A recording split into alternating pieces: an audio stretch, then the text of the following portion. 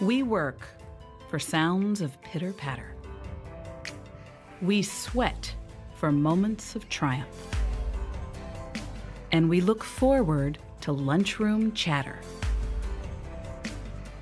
We do it to help businesses prosper and communities thrive. It takes passion. It takes leadership and innovation. And it requires plenty of perseverance and teamwork. We are the catalyst for economic growth.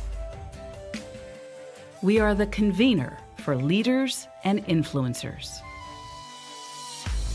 We are the champion for a stronger Yuba-Sutter.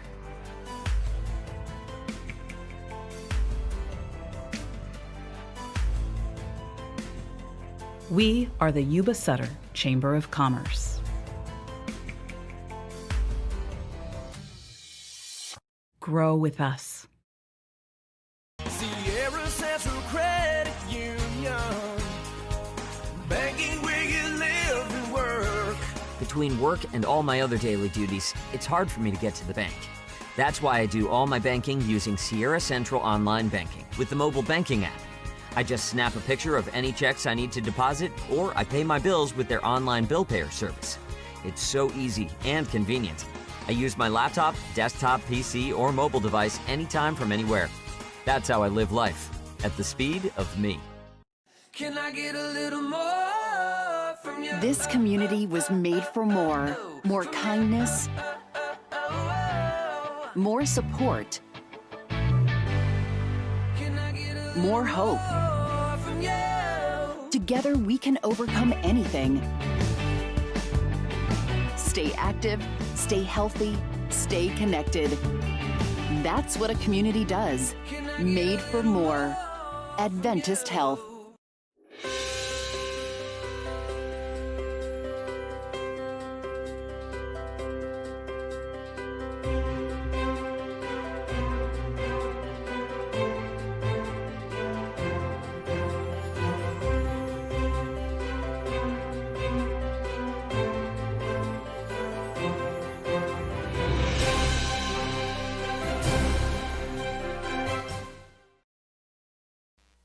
We can show you how. Live streaming can be simple and not expensive.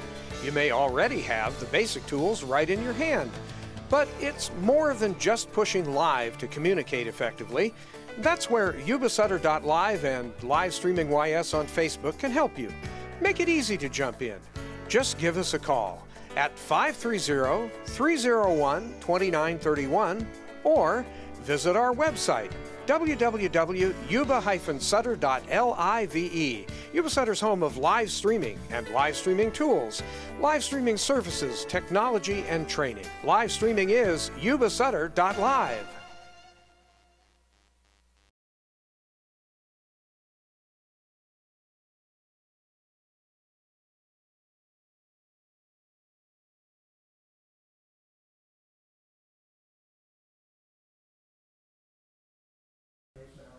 That Cut. was your practice.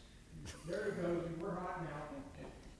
To those of you who are just joining us, good evening and welcome to the local candidate forums. This evening is brought to you by the Yuba-Sutter Chamber of Commerce and the Appeal Democrat. My name is Marnie Sanders and I am the CEO of the Chamber.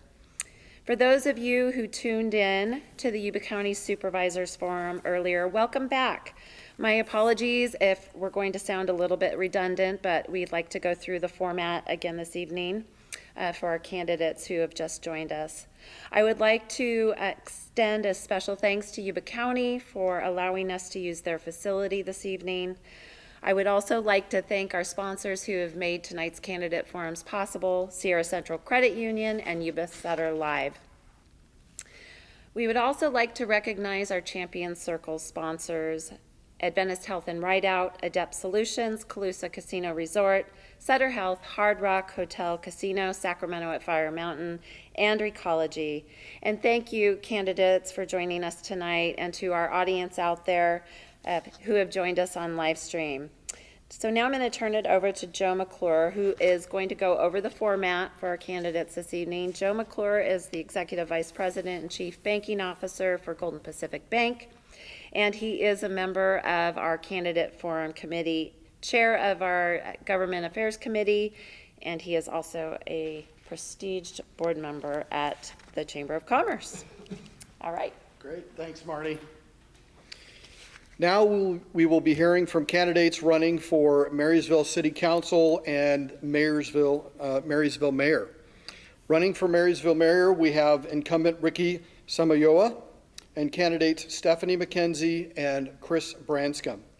And running for Marysville City Council, we have Stuart Gilchrist, Mike Ferrini, and Dominique Belza. For those who are joining us, this is how the forum will work. Each candidate will receive 90 seconds for an opening statement, and then we'll have a series of questions provided by our committee, the audience members, and the readers of the Appeal Democrat.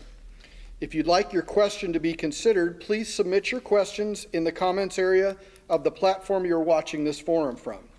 Please keep your questions brief, and questions must address all candidates. Otherwise, they will not be allowed, as questions cannot be directed to only one candidate. Please be aware that we already have dozens of questions for our candidates, so if we don't get to yours, we apologize, as we have only a certain number of time this evening. Each candidate will have 1 minute to answer each question. Rebuttals will be allowed only if there is a reference to a particular opposing candidate in that candidate's answer, and those rebuttals will be allowed for up to 30 seconds. At the end of the questions, each candidate will have up to 2 minutes for a closing statement, and no rebuttals will be allowed during the closing statements. Candidates, please direct your attention to our timekeeper, Jackie Lee. She will have 3 signs. One says 30 seconds, one says 15 seconds, and the third one says, time's up, your mic's going to be cut off. Please be respectful of everyone's time and stay within your time limits. Again, we'd like to thank those who've joined us on live stream or are watching these forums from other platforms.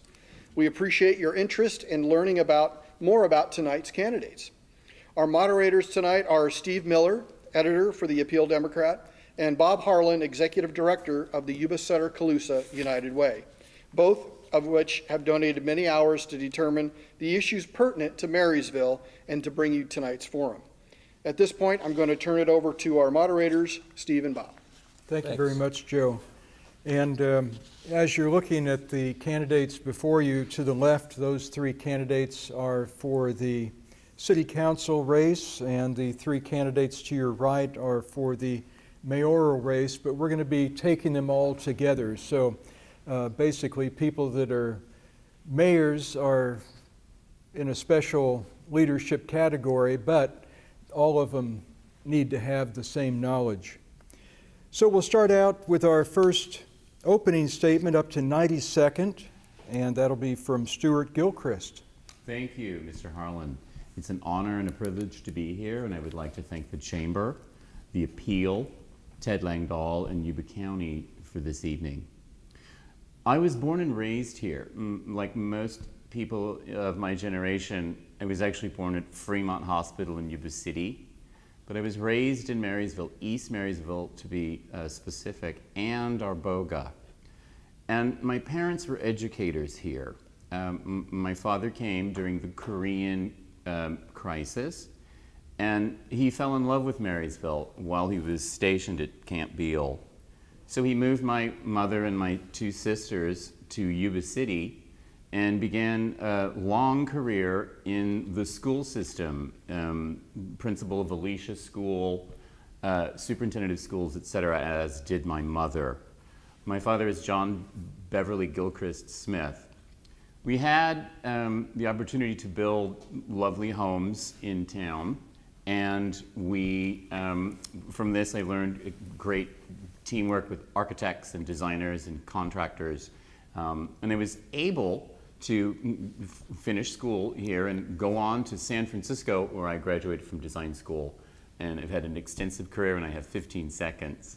So I have to tell you, I'm thrilled to be here, and you'll get to know more about me later. Thank you very much.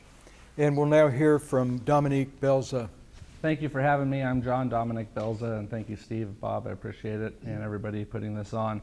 I'm a fourth generation Marysville resident. I'm a husband to Julia, and I've got 3 beautiful little girls, all under the age of 5, so please keep me in your prayers, everybody. I'm a businessman. I'm a real estate agent. I work in commercial, ag, and investment properties, and I also have a pretty extensive background in land development, giving me a lot of skills and knowledge to contribute towards Marysville's redevelopment opportunities. I've been a community servant here for many years. I started working with youth in juvenile hall and moved on to coaching football at Marysville High School. And from there got involved with Marysville Kiwanis. I've been an active member there for the last 5 years. Currently I sit as a commissioner on the Marysville Planning and Historical Preservation Commission. In 2019 I was the chairman. I also sit as the Secretary-Treasurer on the Sutter Yuba Association of Realtors, as well as their Charitable Foundation Board. I'm an active board member on the 530 Event Center Board, as well as the Bridge Church here in Marysville, where I'm also an active member and board member. I'm raising the 5th generations of Belzas in Marysville.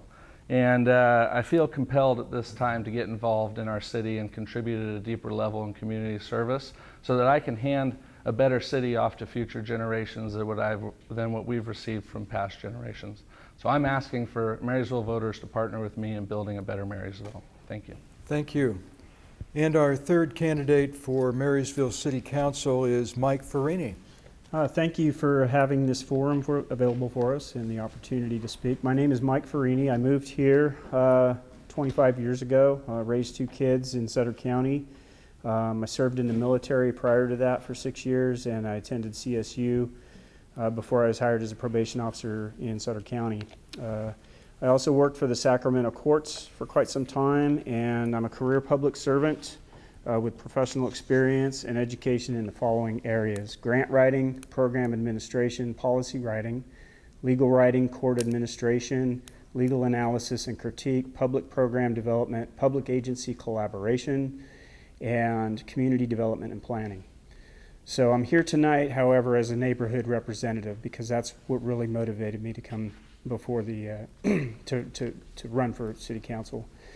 My walks and talks to grassroots efforts to organize our neighborhood led to concerns that were not being addressed locally immediately anyways. And the citizens that I talked to, they want their community free of urban decay, petty crime and nuisance and excessive traffic, with walkability, bikeability restored, and the pride of property ownership in our neighborhoods restored. I also believe that we have an ability to create vibrant small business community, and these are the reasons that I am here tonight. So thank you very much.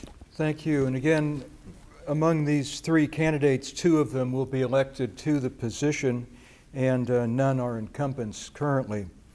Moving on to the mayoral candidates, we have our first person, Stephanie McKenzie. She is an incumbent sitting person on the Marysville City Council, and she has decided to run for mayor. And we'll start you with the first mayoral opening statement of up to 90 seconds. All right, thank you for having us tonight. My name is Stephanie McKenzie. I am a 38-year resident of this area, having come to this area in 1982 through Beale Air Force Base. I lived in Auburn growing up. I raised my 4 children here, and my family size has multiplied to 18 grandchildren now. After working at Rideout Hospital for 10 years, I ran a fruit ranch in Hallwood with my husband. And then I went back to school and graduated with high honors from Chico State University with a liberal studies degree and a bilingual teaching credential. I now teach for Marysville Joint Unified School District, and I'm the founder and director of the Yuba-Sutter Community Task Force. In my 4 years as a council member, my main priorities have been to find ways to reduce debt and build financial reserves, also to establish a good reputation for the city and build strong working relationships with other public agencies and the business community.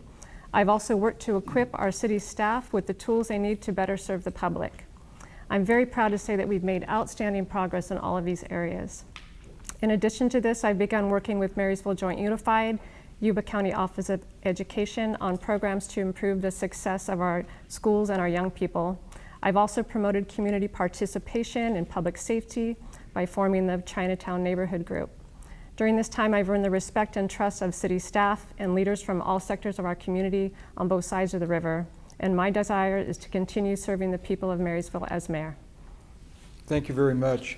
Now we'll hear from Chris Branscum. I've been walking neighborhoods, talking with voters about what matters most to them.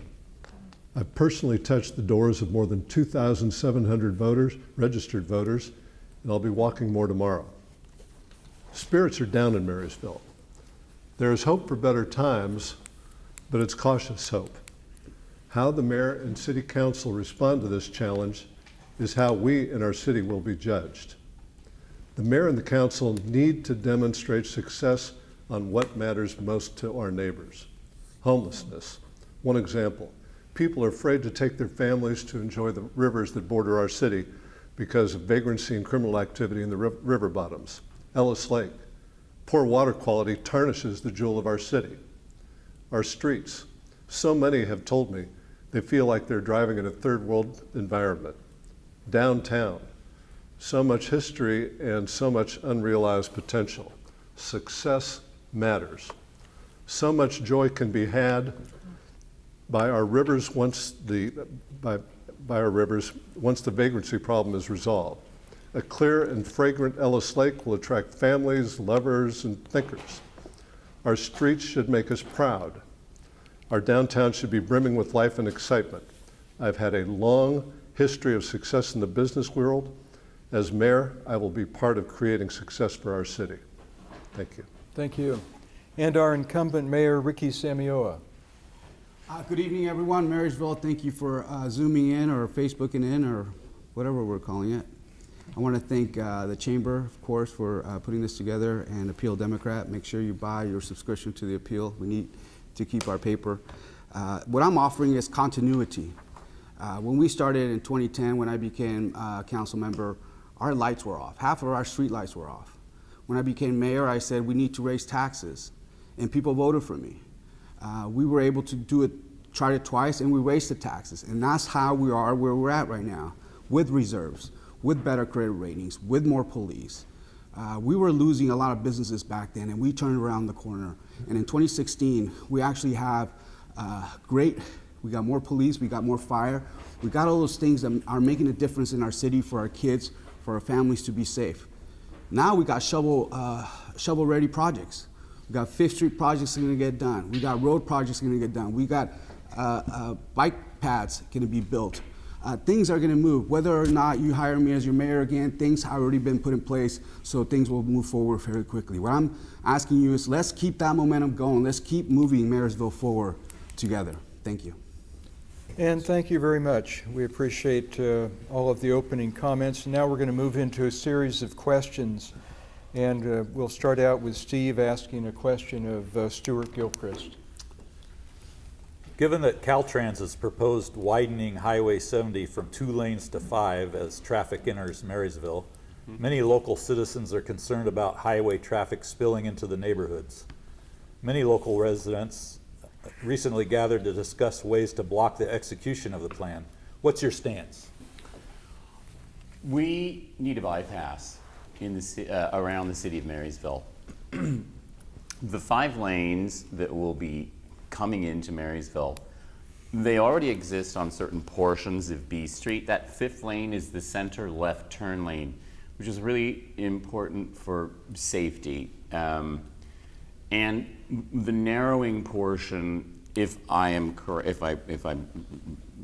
following along correctly, is option 1 for the replacement of the underpass of the train trestle. How the traffic effect coming in from 70 is 2 lane now. This is unfortunate. We need a bypass, and we need to work on that. The 5 lanes are already there within the B Street from 14th to, I believe, 3rd, if I'm not mistaken. But we really need to focus on getting a bypass. Thanks. Dom?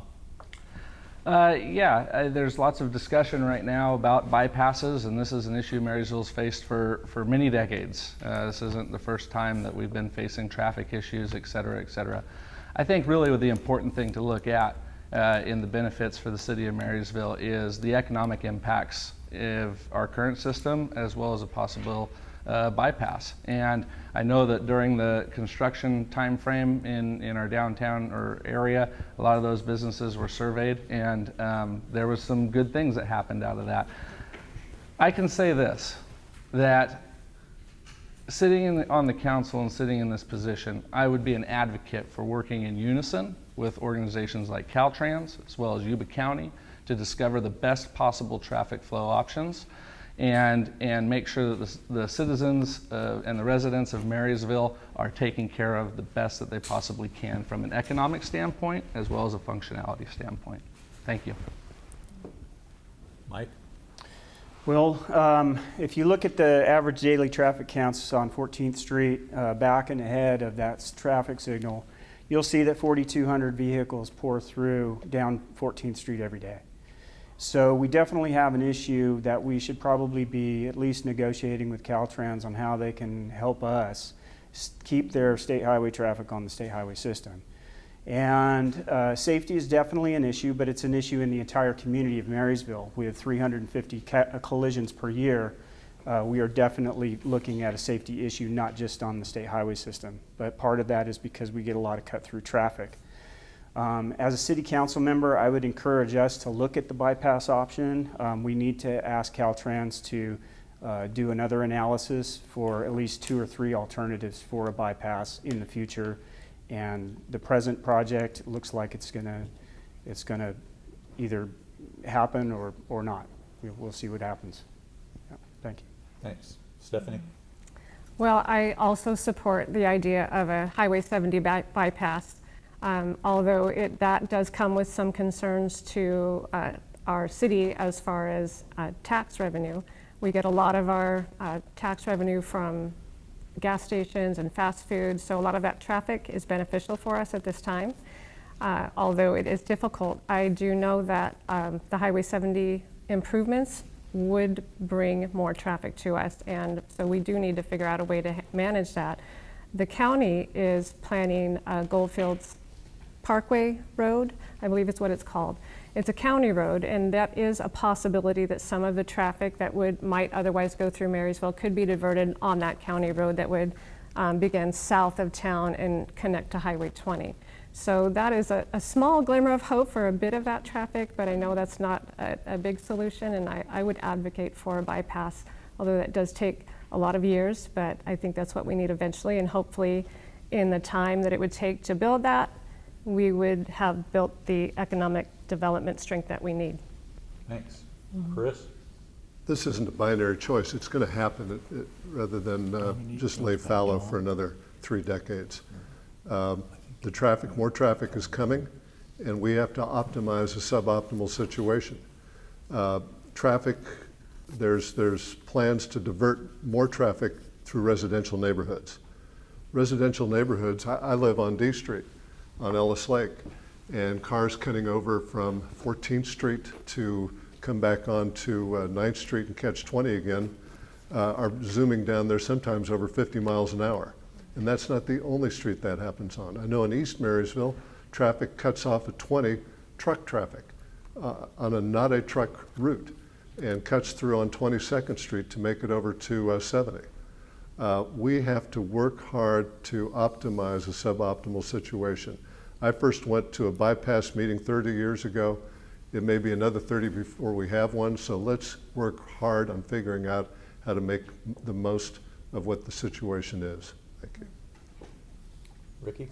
Thank you. You know, this is a circulation issue. We have a circulation issue within the city of Marysville. Our circulation element for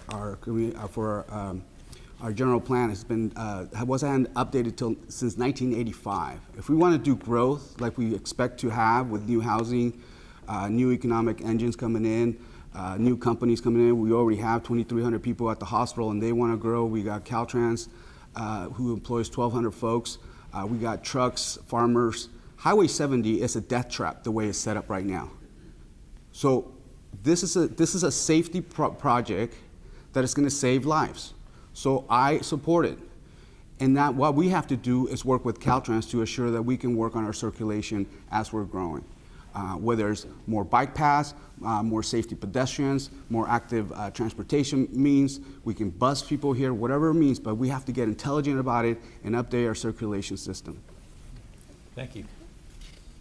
And we'll start our next question with Dominique, and this is a question that we, again, have been asking for years, and it's becoming more and more critical as online purchasing continues to grow.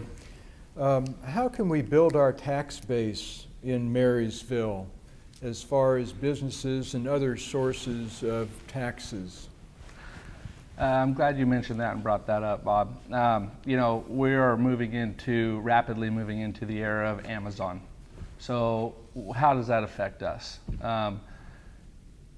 What Amazon doesn't offer the consumer is an experience. And what we have to offer in Marysville, especially in our downtown corridor, is a shopping experience. And I believe that we need to get aggressive in promoting that, and we need to work with businesses to give them the tools, the resources that they need to advertise our downtown area. We have 10,000 people living in East Marysville that have to drive through downtown Marysville to go purchase items somewhere else. And we can channel that traffic and channel our own residents right into our downtown district, and we need to capitalize on that opportunity and give shoppers an experience that the online atmosphere doesn't give them. Mike? I think we need to work on creating a very walkable and bikeable and livable community. I think that the fact that you have so much disconnectivity between the quadrants that are segmented by a state highway system makes it difficult for people to walk places. And especially when you want to get groceries and you want to get all the goods you need without leaving the city, once you get in your car, it's a done deal. You can drive to Roseville, you can go anywhere. You can even shop online, like Dominic said. But the experience of going downtown and walking the neighborhood and talking to other people and visiting brings you into contact with retailers and local businesses. And when you discover that you can get all your needs met in Marysville, then you will shop in Marysville and the retail will get better. Stephanie. Thank you.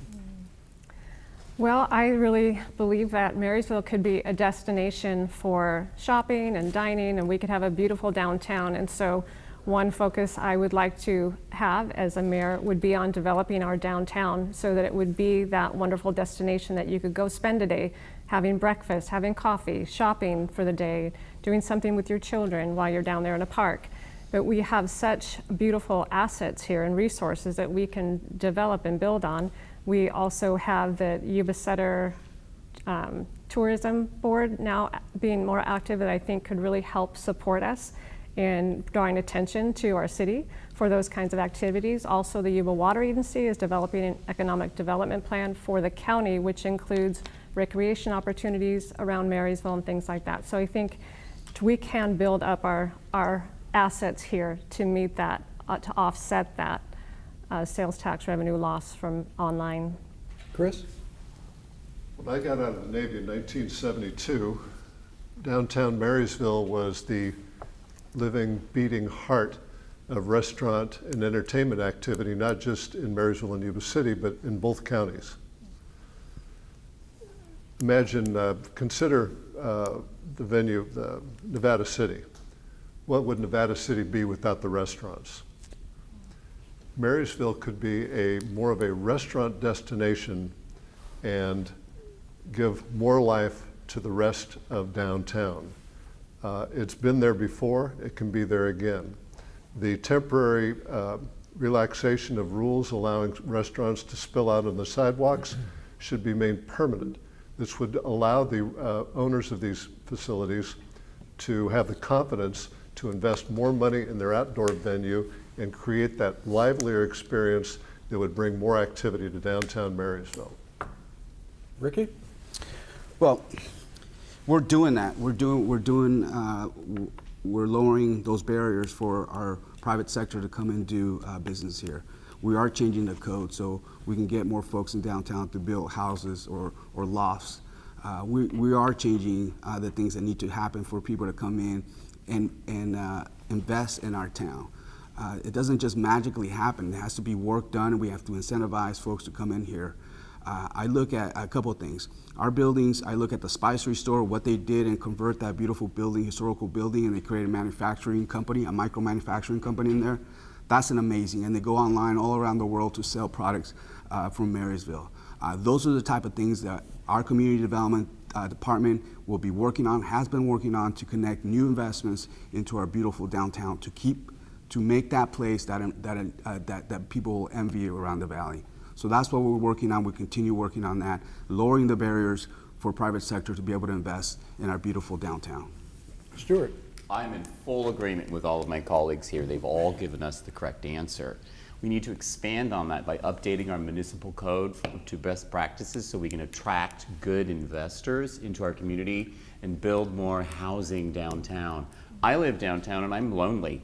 I want to see more people that can afford to dine and purchase specialty things. With the Yuba County Economic Strategic Study that is going on, and with what Yuba Water Agency is doing, we are an amazing destination for entertainment, cowboy boots, guns. This is a very exciting town, and we've just begun. Okay, thank you. This one we start with you, Mike. Okay. Have Marysville and Yuba County done all they can to assist businesses that are hurting badly because of COVID-19? What more could be done? Well, I think Chris touched on outdoor dining and seating. I think that when you open up the outdoor spaces more, the people will adapt, and it creates a more vibrant environment, to be honest with you. You get to see your neighbors, you get to see the people in your community. And I think that it encourages more collaboration in the community and people getting together and coming up with other ideas. People talk when they get together. So we can overcome this, absolutely. And I still say, as long as we continue to shop locally and support each other, I think we can get through this. And as soon as it's over, we'll be in a much better position. Thank you. Stephanie? Well, I think the main goal is to keep them open. So whatever we can do to keep them open, we need to do. And so one thing we did on D Street, and not just on D Street, but in Marysville, we allowed relaxation of the code so that the businesses could spill out onto the street, onto the sidewalk, and keep their business happening in the outdoors. So that is one thing we could do. Another thing that we did as a city, although I didn't necessarily agree with it, we gave some money to some loans and grants to businesses. We also, one thing I think we could do as a city is defer some of the fees or payments that they make to the city for business licenses and things like that. So I think we need to stay within our boundaries of what we could do, but find ways to support them if they need legal support, whatever kind of supports we can manage for them, I would like to do. Chris? I think the city's doing what it can. The problems are coming from Sacramento, where the restrictions are levied, and we have to live within those.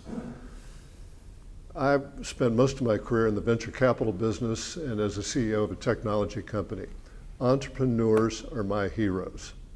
People who start a business, they invest their own money, they max out their credit cards, they mortgage their house, and they dive in and take on a lease, which is like debt. And they should be supported with everything the city has. They're out there on the front lines, downtown and throughout Marysville, and they should all be celebrated and supported as much as possible. Thanks. Ricky? Can you repeat the question? I want to make sure I answer it. Sure. Have Marysville and Yuba County done all they can to assist businesses that are hurting badly because of COVID-19? What more could be done? Yeah, this pandemic has been unfortunate. I don't really think businesses wanted help from the county or the cities or the state or the feds. I think that they were happy being on their own and not having to deal with government or the pandemic. Yes, it's true. We use general fund from the city $75,000 to lend out to small grants, small loans to local businesses, and they were appreciative. They were very appreciative. It was a 4-to-1 vote, but they were extremely appreciative. The county has done a tremendous job in putting together the YES team that's supporting the businesses.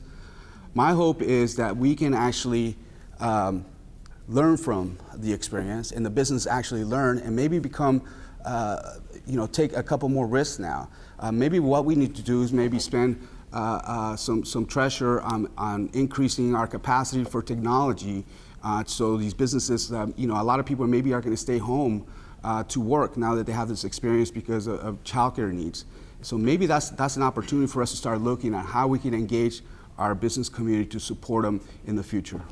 Thank you. Stuart? I believe the city of Marysville did an outstanding job rising to the occasion.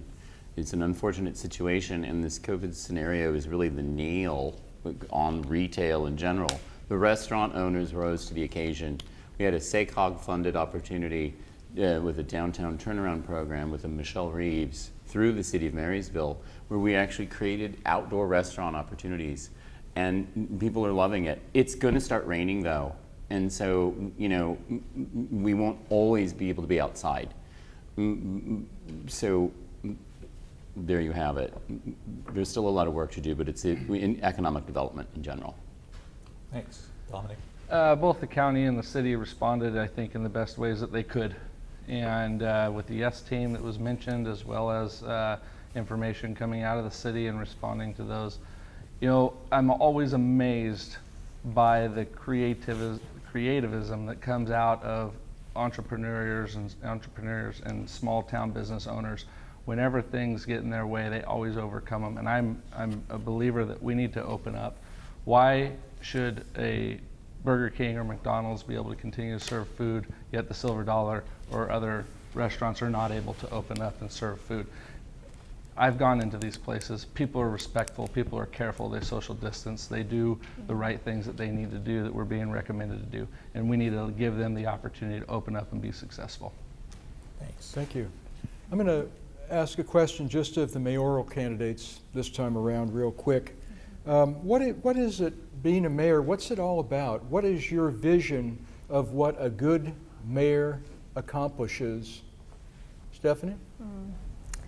Well, I think a lot of times the role of mayor is misunderstood. It's seen as a person who is a strong mayor. Marysville is not a strong mayor. Marysville is the mayor represents the council and speaks on behalf of the council decisions. It's not a position where you're telling everybody what's going to happen. So really it's an opportunity to represent, to be a spokesperson to the public on behalf of the council. It's an opportunity to be a leader who inspires and casts vision, and I believe to grow the capacity of the council as well, and to garner vision for the city. The one who is also an encourager for the city at large, one who is supportive of the nonprofits, one who's supportive of the businesses, one who is also a leader in integrity and in character, one who the people can look up to and be proud that that's my mayor. Chris? Mm-hmm. I've been on more than 20 corporate boards of directors, including 3 NASDAQ-listed publicly traded companies.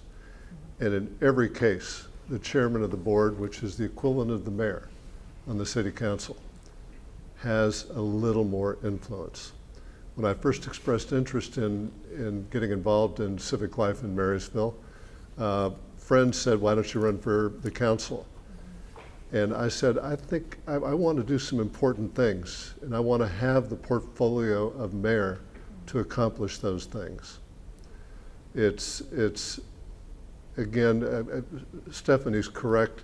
However, with the right experience and with the mayor portfolio, a great deal can be accomplished from the mayor's position.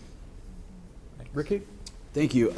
Again, it's continuity. You see our other jurisdictions, they get to rotate the mayor, and the relationship building that someone who is spending, now I spent 8 years as a mayor, has really, it's really valuable for the city to be able to network, create the relationships where there's my leadership role at the regional level with SACOG, who I'm currently the vice chair, to working with the schools and bringing resources to school districts.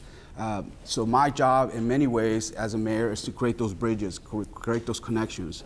The continuity is important because people know who the mayor is, and bad or good, it's the mayor's fault many times, and that's okay. You have to have thick skin to be able to figure out that it is always going to be the mayor and you represent the city well. We set the objectives, we share the vision, we put together goals that we can all agree to, and we try to drive the entire council to move in the same direction. And I think I've done a tremendous job on that. Thanks. This next question is for everyone, and we'll start with Chris. Yes. This is a question that a reader sent in. Ellis Lake, come on. When will something meaningful and with lasting effects be done? Do you see something eventually being done? Does the city have the resources to keep an improved lake and park area kept up? On the last point, can it, once it's cleared up, can it endure? It has endured in the past when it has been cleaned up. It's fallen into disrepair, as I referenced earlier. It's the jewel of our city, and it's tarnished. The method that's being employed now, I live right on the lake. And now I'm not going out there with a test tube and measuring the water. But what I would like to see is, and I think we all want to see, we want to see auditable results of what's happening with the water quality. What's it look like over time? Is this process working? Hopefully it is, and we all applaud and we're happy when it's done. However, I'm concerned, and I'm not the only one who's concerned about this process, and that another process should be considered. When something isn't working, you do what all great managers, what all great portfolio managers and military commanders do. If something isn't working, you cut your losses and move on to the next plan. Thanks. Ricky? Well, we have an amazing partner in the Yuba Water Agency who wants to commit their resources with Ellis Lake. We wouldn't be able to do it without their resources, and they've highlighted, they've told us directly, we want to be able to support Ellis Lake and make it the most beautiful place that will ever be. So we're starting working with the Yuba Water Agency on the health of the water because we're worried about the scum underneath the water. We're worried about the health of the water itself, the clearance and stuff, but we're taking data for the last year to take a look at it. The fountain, we couldn't do the fountain without Yuba Water Agency. They've helped us support it to get that going, to fix it. As you remember, when we were broke, we couldn't even start the pump.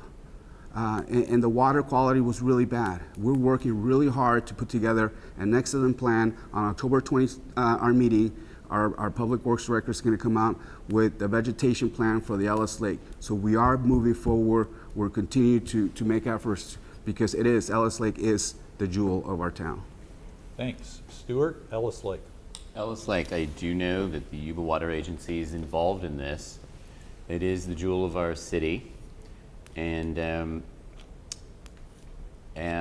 I'm confident. We have an ad hoc committee working on it now, and I'm looking forward to hearing the results of these tests. And the City of Marysville and Yuba Water Agency did get the fountain going, and it is the center of Marysville, and there are other properties next to it that are very important, just as important as the lake itself, which will in tandem improve the quality and conditions of Marysville in general. And so we're not giving up on this. Okay. Dominic? Yeah, I mean, everybody keeps mentioning, the Yuba County Water Agency, and they are working on it. They're doing the studies. They're the experts, and we need to continue to let them do what they need to do and advise on purifying the water. It's our job as a city, and from what I understand, the agency is focusing on the lake from the sidewalk in. And it's our job. We need to get extremely proactive, in my opinion, on developing a master plan for Ellis Lake and look at possible redevelopment opportunities for the surrounding areas.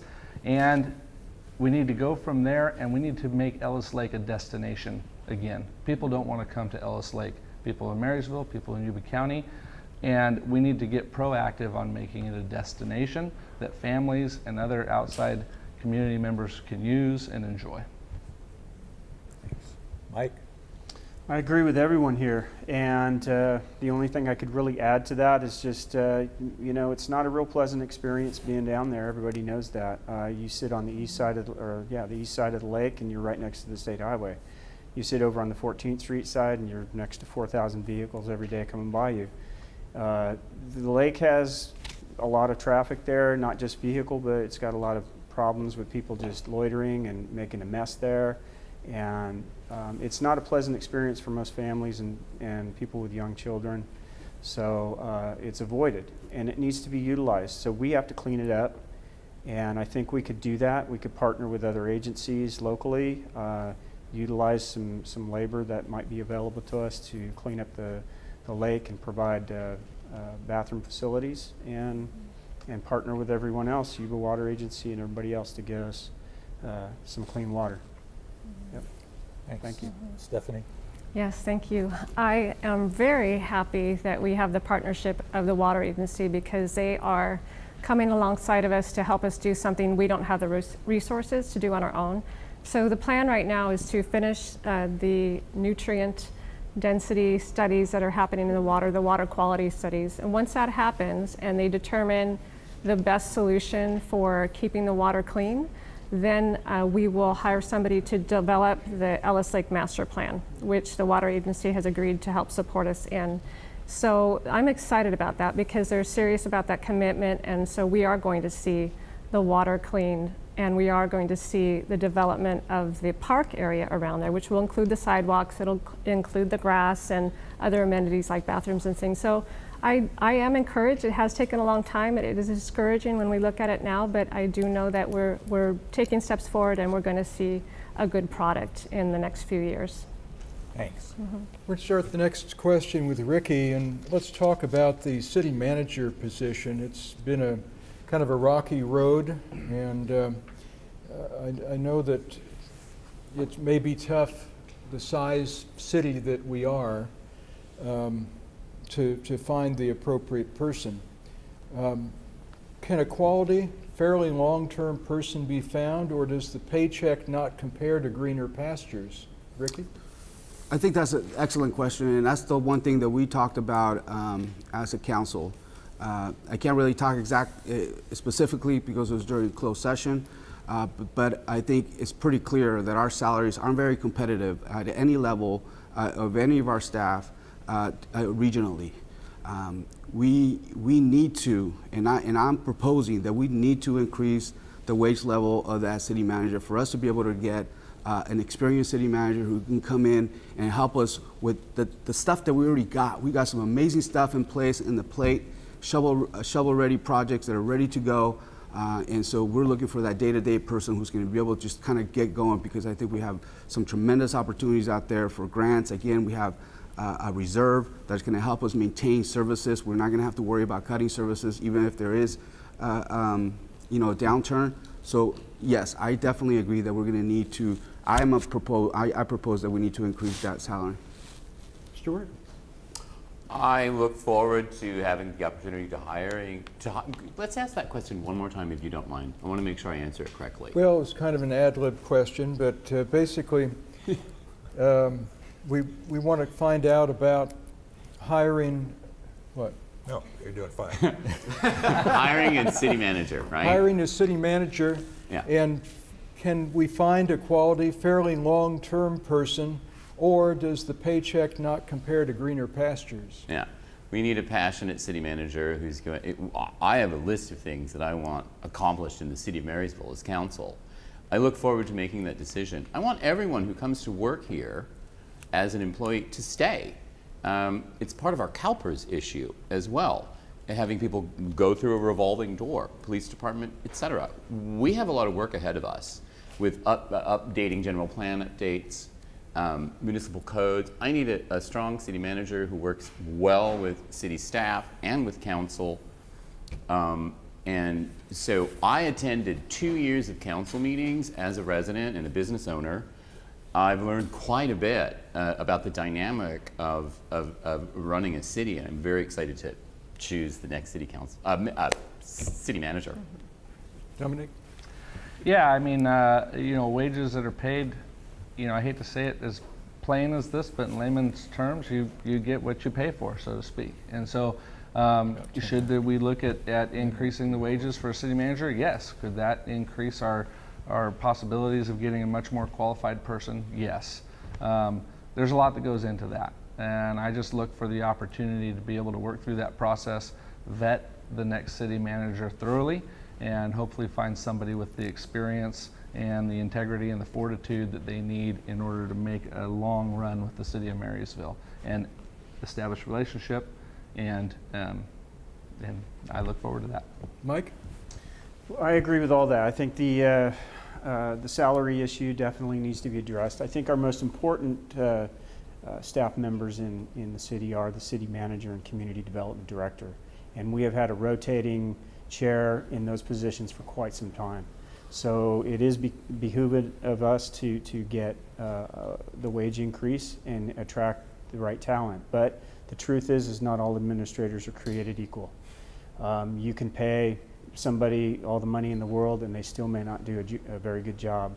And I think with me on city council, I have enough public service to evaluate good city managers, good staff, public service staff, people that are going to have the talent to get the things done that we need to get done. So thank you. Stephanie?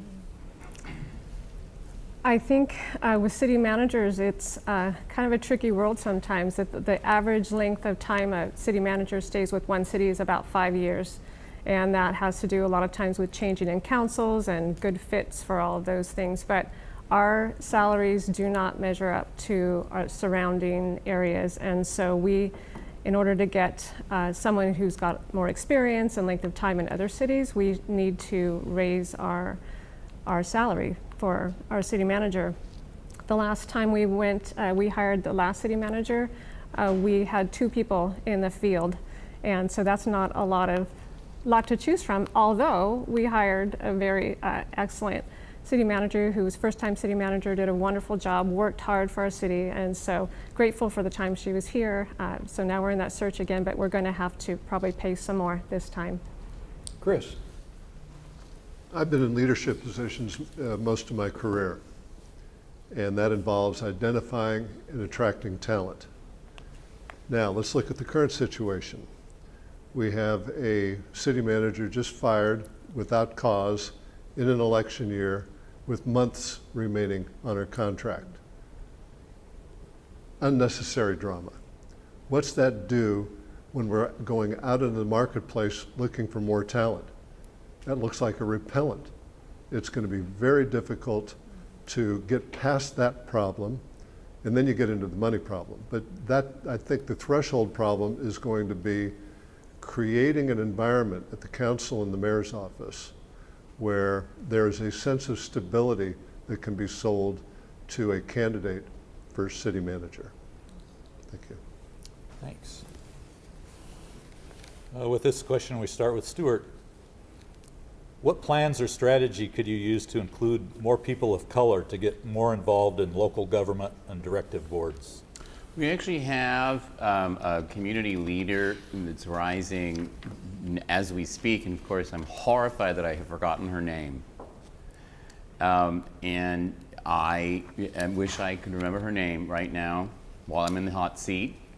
But she's doing an outstanding job. I watched through Facebook her posts, and with positive interaction with Chief Sachs, I feel confident in that team's abilities. Thanks.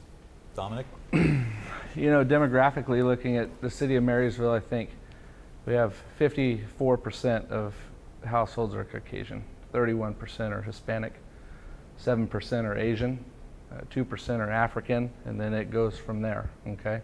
And I think what we've got to work on is making, as far as creating the opportunity, you've got to identify that drive in younger people and then pour into that. And how do we do that? I don't know. But we've got to make it an option for everybody, regardless of race. Thanks. Mike? I think it was about 2 years ago, a year and a half ago, I did a 5th Street organization because we had this project coming on 5th Street. And In the neighborhood that I live off of 6th Street and Veterans Park, we have a pretty diverse neighborhood, frankly. And we all met over at Ting's place over at Auto Gear on the corner of F and 5th. And Ting and his family opened their doors to us. And I think including, you know, other ethnicities and cultures is just a natural thing for me. I grew up in the Bay Area, so I came from a very diverse area. I don't see that as a problem, frankly, within our neighborhood. It might be a problem in government, but put me on city council and I will work to solve that. Thank you. Stephanie? Could you repeat the question, please? Sure.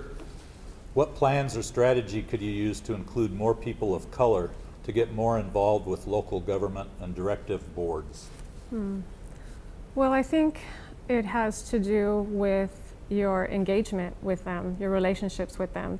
So people who are in current government positions could reach out to people in those sectors of our community and develop relationships and encourage them and let them know that they're valued members of the community, that they have a place here that's important, their voice is important, and we need their input and their participation. So I think it's that engaging them and asking them to participate. Thank you. Chris? One of my most memorable stops in walking neighborhoods, East Marysville, an African-American gentleman, and he's a farm worker. That's how he described himself, but he sounded like a reasonably high-level farm worker. And he had some great suggestions about parks and other aspects of our city. That'd be a guy I'd go to and recruit. And I don't know if you'd be interested, but their talent is colorblind. There's people out there who will be interested in doing something, and you just have to think, make sure we're getting everybody involved. Make sure no person or group feels left out. That corrodes the strength of the city if you don't do that. So I think it's a noble thing to do, and it's something I'd pay attention to. Thank you. Ricky? Well, you know, right now I'm chairing an equity, inclusion, and race subgroup for SACOG. And what we're working on is how do we invest transportation dollars to assure there's more inclusion, not only in the investments that we're making in transportation, but how do we get folks to maybe become entrepreneurs like Tang Auto Gear? How do we get more young entrepreneurs to take advantage of our city to put out their businesses and their ideas and their creativity? Through the planning process, we need to make sure that we go deep into our neighborhoods to ask people what they want, whether we're planning our parks, or we're planning our roads, our bikes. We need to go in deep because we tend to have the same people showing up to our planning meetings. We need to make sure that we do a very good job in making sure that we reach out to all the neighborhoods that tend not to come out. We need to make sure that we hear their voice, and that's how we start getting them to participate. Especially through the planning process, I think it would be very helpful to gain that trust that we are listening to everyone. Thanks. Well, we have our final question here, and we'll start with... You wanted to go on all night? Lightning round, Bob. Go. Start with Dominique and ask about marijuana. And Marysville, of course, has embraced commercial marijuana, unlike the rest of the Yuba-Sutter area, with cultivation and dispensaries. So what is the future? How's it gone? Where should we go from here? Last year I sat on the Planning Commission, and we saw a survey about the cannabis business. And, you know, there's a lot of different perspectives on it. But it's here, it's in California, and it's real. And the transactions, whether there's dispensaries in town or not, they're happening here in Marysville. They're happening in Yuba City, Yuba County, and Sutter County. I believe that we need to be very strict on it. I believe that we need to regulate it. I believe that we need to be adamant about protecting the awareness of our children on it. But I believe too that we need to go after the tax revenue and the tax dollars that it produces. And we've got some things coming down the line, I believe, that we're going to be able to structure some of those taxes for some of the alternative business like the labs, et cetera. So we need to go after that, and we need to be strict on it, in my opinion. Mike? I think that there's two aspects of the cannabis industry. The one is the corporate level and the one is the local level. And those levels are very much opposed to each other in some ways because, the locals want to be able to control what they grow and they want to be able to keep it pretty much on the down low in their backyards and things like that. And I don't think that's a problem, as long as, like Dominic said, as long as it doesn't get out of control and we have, big grows going on in the city limits. I think the ordinance now says allows 6 plants and people can grow 6 for medicinal purposes, and I don't think that's a problem. I think facilitating industries too helps our community and gives us tax revenue. It's great. Do I want a big farm in Marysville? No, I don't think we should be growing it at a corporate level or an industry level like that. But other than that, I think we could benefit from the tax revenue, and I think it's acceptable. It's here. Yeah. Stephanie? Mm-hmm. Well, I've standardly been opposed to having marijuana in town, just because of the research that's been shown in other communities where the impacts have been negative across the board. It is here. It is legal in California. Our counties did not support those measures when they were put on the ballot before Yuba County, Sutter County. Everyone said we don't want it, and so, but we have it. So the revenue has been a good stabilizing factor for our general fund at this point. We lost a lot of tax revenue from COVID, but the marijuana, the cannabis tax did keep that general fund balanced, so that was a benefit to us. But we have seen increases in infractions for our young people, marijuana infractions. We've seen a lot of things happening in homes that are sad. So I know Yuba County Office of Education is trying to address that with some interventions that I support that for our youth. Chris? Marijuana has obvious social issues associated with it. Alcohol has obvious social issues associated with it. The fact is that marijuana is a legal and legitimate business. Do we want it on every street corner? No. But it should be recognized and respected as a legal and legitimate business. I got a call from a representative of the local business here in Marysville just the other day, and she told me that they expect to deliver $1 million in tax revenue to Marysville this year. Now, does that affect your judgment on it? It might or it might not. That's real money, and that needs to be considered in the mix. I'm not taking a strong position one way or another on yes or no on marijuana. It's a reality. Let's manage it, and let's see see to the extent we can minimize the downside. Ricky? Thank you. 2 things. I think the individual growth at home is allowable, and the city of Marysville has done a good job on creating ordinances around that to assure that it protects your neighbors from smells and all those things. The regulated Prop 64 things is, in my mind, one of the best things that the voters did for the state of California, because now we actually have some really tough regulations on cannabis, which adds about 30-35% increase in the price of cannabis products. That's not the type of stuff you're going to buy at the schoolyard. This is the type of stuff that you're going to use, whether it's for pain management or for sleeping issues or whatever recreational activities you want to do. I've been full support of cannabis since the beginning. I've been the flag bearer, I guess, in the city of Marysville. I worked hard to get the ordinance through. I worked hard to get the cannabis dispensaries here, and I think you see the difference. We are balanced our budget. We have more cops, we have more police, we got better parks, and we're going to be better off because of the remedy. But the regulations are tough. We haven't had any issues. Stuart? All of these are great answers, and I'll add my personal feeling. I don't see Marysville turning into an Amsterdam, I have to tell you. And I'm not that fond of what's happening with our neighboring historic town of Nevada City. So the money that is generated by this industry, the cannabis industry, is assisting our general fund. And so I think it needs to be taken every so often to see the balance. I really don't want to change the culture of Marysville, but I do, it is legal, And the general fund, this is helping us. Again, I don't like the idea of seeing the culture change. I have been overruled.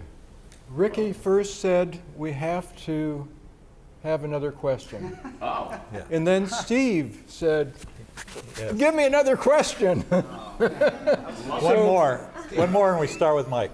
I just seriously don't think we can get through with this evening without talking about homelessness. It's got to be one of the major issues of our area. Now, everybody has a line or two about homelessness that they use, and it's either one side or the other, and we get a lot of generalities when we ask about it. I would like each of you to tell me what's unique to your perspective about the issue of homelessness. What can you offer?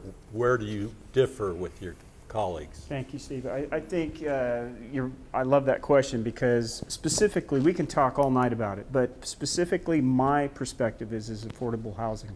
I think that affordability of housing, when we develop houses and build properties like I did this last 2 years, you know, we have to take some percentage of our revenue that we get as a city from development or from you know, local builders to put that into an affordable housing pot somewhere.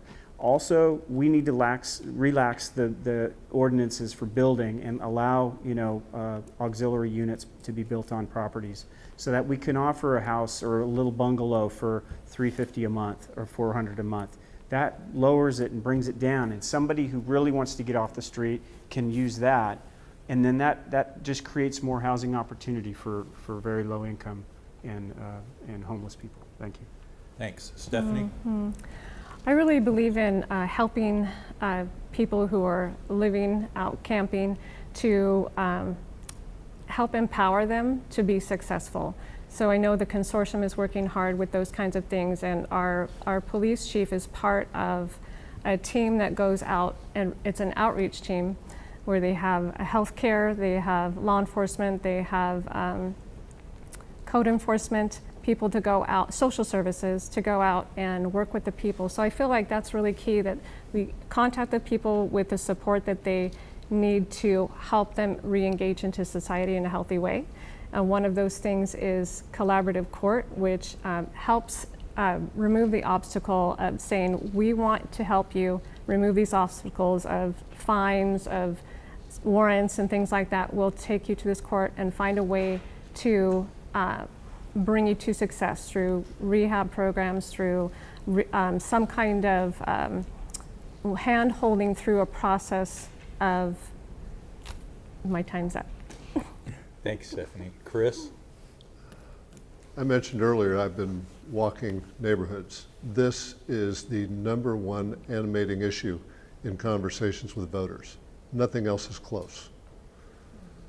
Everybody will open their hearts to those who are truly down and want to bring themselves back up, and even those who are suffering with addiction and the problems associated with that. However,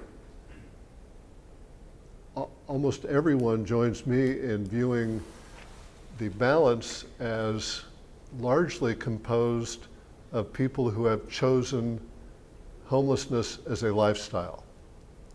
Not paying rent, not paying taxes, got a chop shop business down in the river bottoms for some.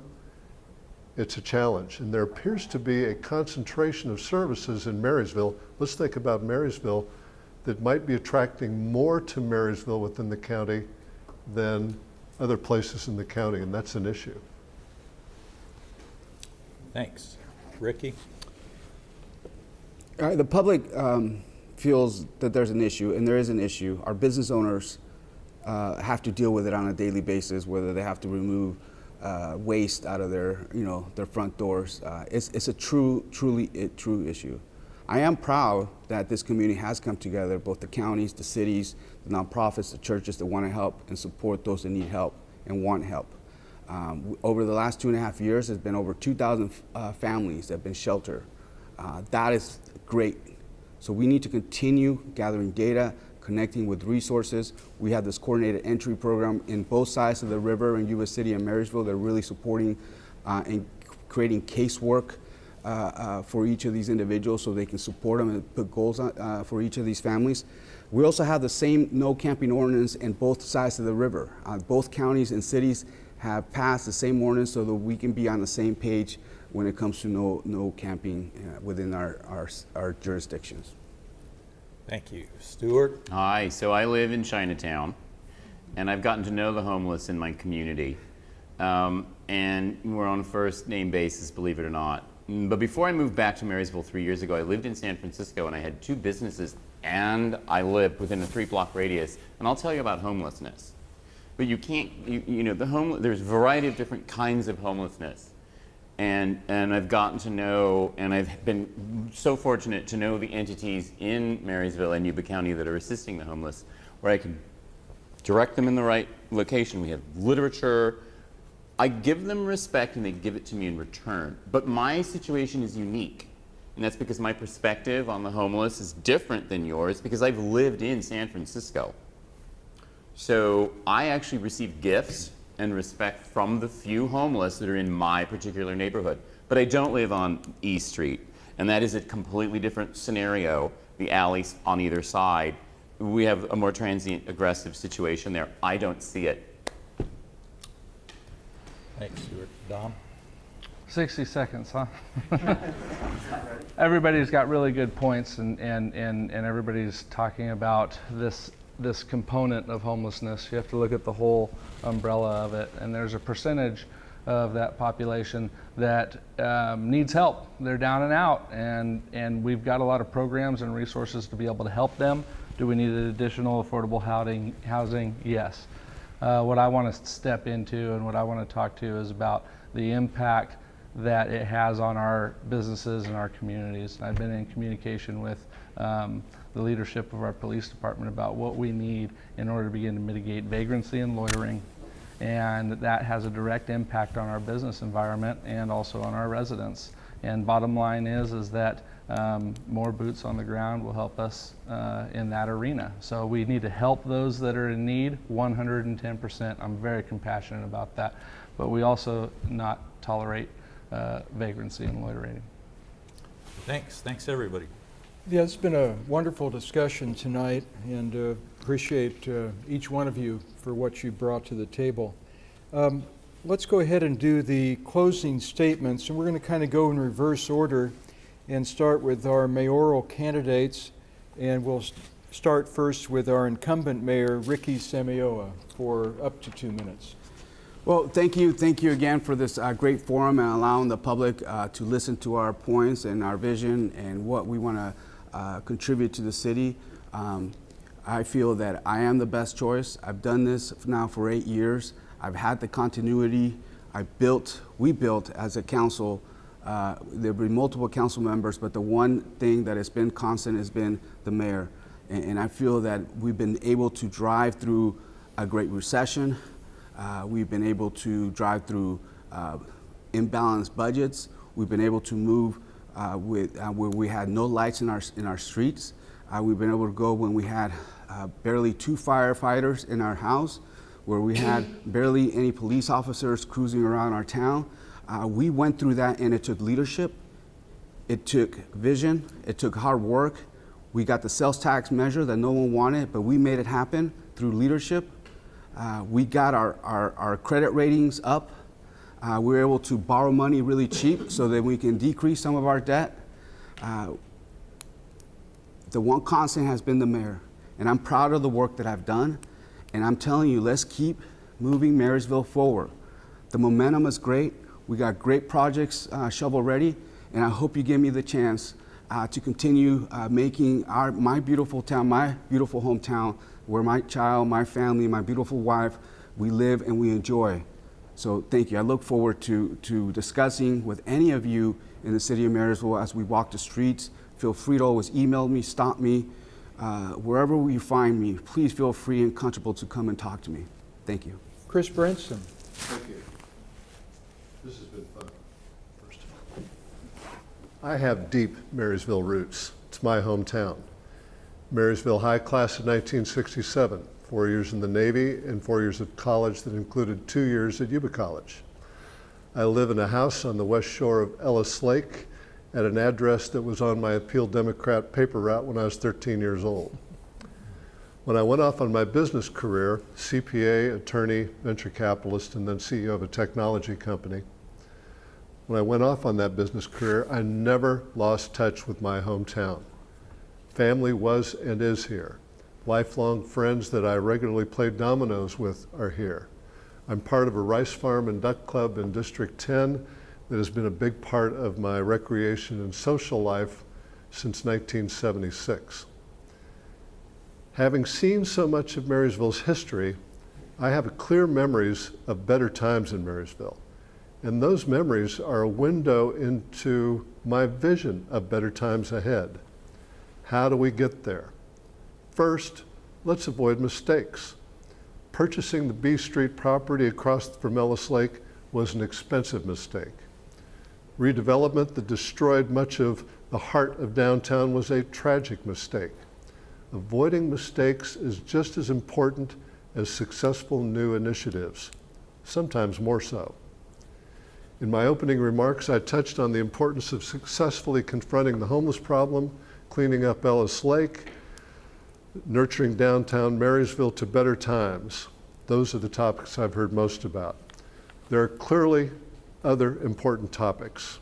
Over the span of my business career, I've had a successful track record of identifying and prioritizing opportunities and problems and organizing the resources to successfully deal with them. That will be my mission as mayor. I hope you will entrust me with that opportunity. And Stephanie McKenzie. Yes, thank you. Well, I love Marysville, and I would be honored to represent the people as mayor. And I feel like our city needs a mayor who believes in and will work for city transformation on every level. And it's time for a change. We need a leader who doesn't love position or power, but we need a leader who loves people and will represent them with honor and integrity. As mayor, my priorities will be to focus resources to raise our standard of maintaining public assets such as streets, parks, buildings, and then cleaning up blight in general through code enforcement. We desperately need to update our general plan and municipal code so that our vision for Marysville of tomorrow is clear to investors and easy to work with. Working with property owners and business owners to create an attractive downtown shopping and dining district is also a key priority. I plan to work with partners to create programs for youth and supports for our schools because their success is key to Marysville's economic development. I'm a firm believer that each one of us is key to reaching our potential as a community, and as each one of us engages and invests in supporting something good, even if it's simply in taking good care of our property and our yards, being a good neighbor, that we can unlock the full potential of our city. Our potential lies within our people and our ability to work together toward a common goal. And like Vince Lombardi says, individual commitment to a group effort is what makes Marysville work.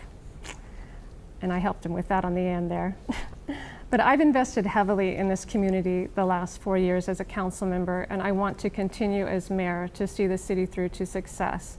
We've built a great team. We've got a lot of momentum going. And I've been a key player in making this happen. So I would be very honored and very exciting to lead the charge as mayor. Thank you very much. Thank you. And of course, one of these three people will be elected as your mayor for the next 4 years. Let's go on to the city council candidates for Marysville. And again, there's 2 seats that are open. So 2 of these 3 people will take seats on your city council.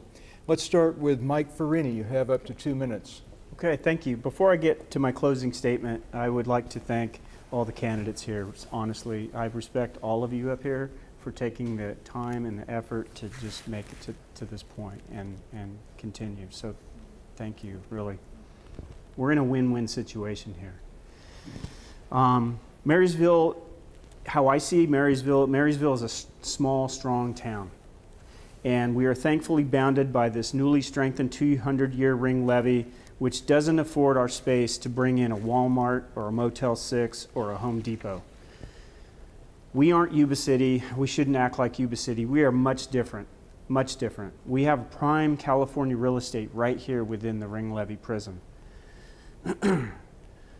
This is kind of like a city wall, like a sanctuary city, with 2 rivers around it and the space for quality small business owners and local retailers who provide fine products made locally, grown locally, all within 15 minutes of any neighborhood within the city. We shouldn't have to leave this community to get any of our needs met. That is what makes us such a value to outsiders, and that is what drives our property value and investors when you can park your car for weeks and not leave the city to get to work, the store, or any events. We have amazing people and neighbors that I've met and very ingenious small business owners who care. Many people who say the exact same thing about Marysville. It has so much potential. We can realize that potential if we all work together and begin to create solutions together with our city council, our county supervisors who live and work in our community. We have a great opportunity right now to accomplish all of these goals. We have to put the work ethic into it and into our neighborhoods to bring the change we desire and take initiative to do the next right thing. And I will be here to support our efforts, but I don't own this responsibility. We do together. I'm here for everyone that's at this table, and I'm here for everyone that's listening out there in the audience.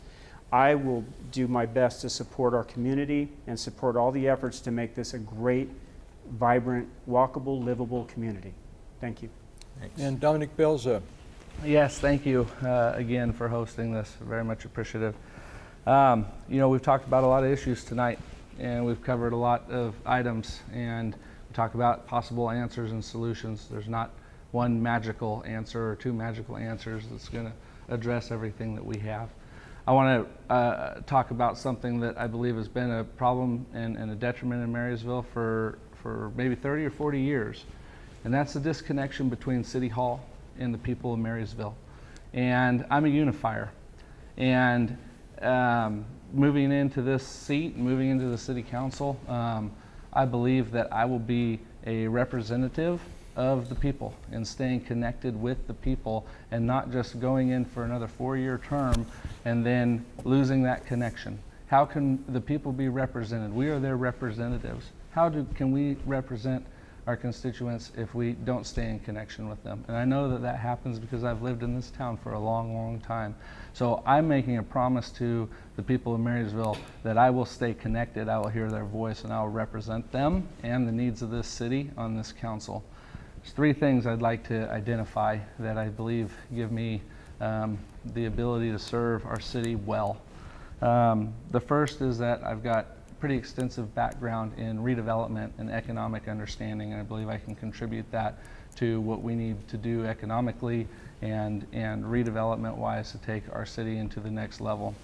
The second is that I have an impeccable reputation of being honest and having integrity and being transparent, and I believe that's what we need right now in our city.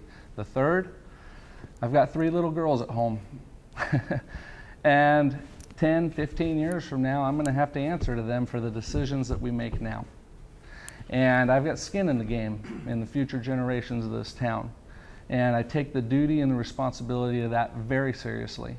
And I want to ask you, as we step forward to build this community better, that you would partner with me and that you would put me on this council. Thank you very much, and thank you everybody that took the time to watch this. And Stuart Gilchrist. The COVID-19 pandemic has shaken the core of our community, especially the business community that was already struggling. To overcome the challenges we faced in 2020, and there have been a lot, we need trusted leaders who will unify our community, focus on rebuilding our economy, and come to the table with real solutions. As you know, the YES team and the Economic Development Corporation in Yuba County and the Yuba Water Agency has done, as well as has City Hall. Seriously. But we're in an election now. I was born and raised here. Marysville is my home. I currently own and operate a business in historic downtown Marysville, where we've actually made a significant difference within the past 2 years with innovation and a neighborhood association that Stephanie McKenzie actually started. She is my next door neighbor. With over 40 years of business experience in a variety of different industry sectors, I will bring a fresh perspective and innovative concepts to council. We must solve the problems that have plagued Marysville for years. No general plan update since 1985. We can't receive federal funding, really, without it. I'll put an end to the kicking the can down the road, which is what that is, to be so blunt, by taking responsibility and updating that general plan so we may receive the federal funds. I will continue to volunteer my time and expertise in the design of our parks or other open spaces, as well as exciting real estate developments for housing of all kinds, not just low income. I would like to see more luxury lofts like I have going on. And I will stand with our police and our fire departments to keep our communities safe. My desire is to serve the city I love.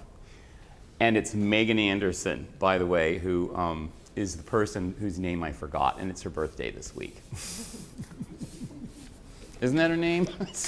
Hope so. I hope it is. Thank you. Thanks, everyone. Thank you very much.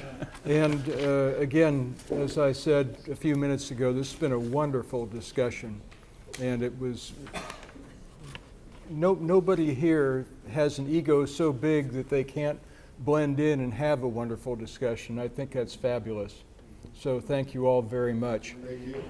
And for those of you that are watching at home, these videos, like tonight's, will continue to be available on the Appeal Democrat website, or actually on the Facebook page, as well as the Chamber of Commerce Facebook page and the Chamber of Commerce website, and some other platforms as well. So you have plenty of opportunity to recommend people who are Marysville residents to see tonight's forum, as well as other forums that we're doing.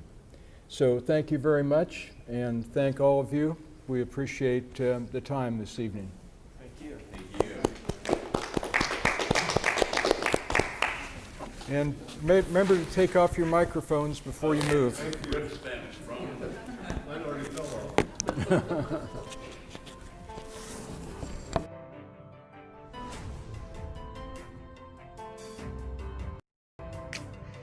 We work for sounds of pitter-patter. We sweat for moments of triumph. And we look forward to lunchroom chatter. We do it to help businesses prosper and communities thrive. It takes passion. It takes leadership and innovation.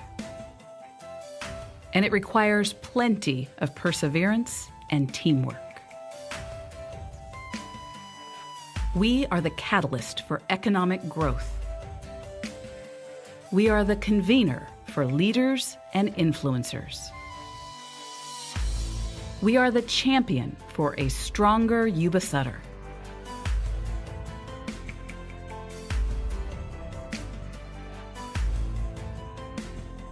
We are the Yuba-Sutter Chamber of Commerce. Grow with us. Sierra Central Credit Union, banking where you live and work. Between work and all my other daily duties, it's hard for me to get to the bank. That's why I do all my banking using Sierra Central Online Banking with the mobile banking app. I just snap a picture of any checks I need to deposit, or I pay my bills with their online bill payer service. It's so easy and convenient. I use my laptop, desktop, PC, or mobile device anytime from anywhere. That's how I live life, at the speed of me. Can I get a little more from you? This community was made for more. More kindness, more support, more hope. Together we can overcome anything. Stay active, stay healthy, stay connected. That's what a community does. Made for more. Adventist Health.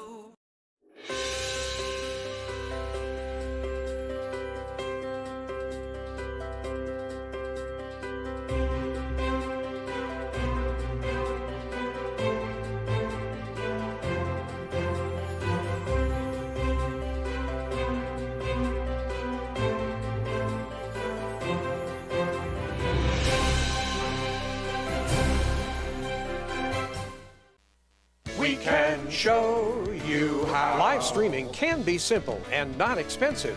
You may already have the basic tools right in your hand. But it's more than just pushing live to communicate effectively. That's where Yuba-Sutter.LIVE and Live Streaming YS on Facebook can help you. Make it easy to jump in. Just give us a call at 530-301-2931 or visit our website, www.yuba-sutter.live. Yuba-Sutter's home of live streaming and live streaming tools, live streaming services, technology, and training. Live streaming is Yuba-Sutter.LIVE.